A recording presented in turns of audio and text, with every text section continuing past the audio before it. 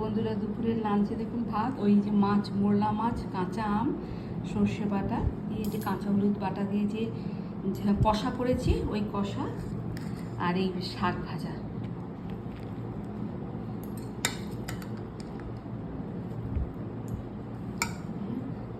খুব ভালো লাগে এই লাল ভাত দিয়ে লাল শাক ভাজা মেখে খেতে খুব ভালো লাগে। আর এই বড়িগুলো দেখুন একদম নরম হয়ে গেছে, এই দেখুন একদম নরম।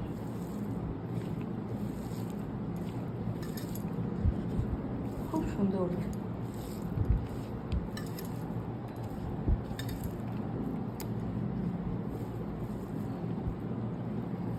দেখুন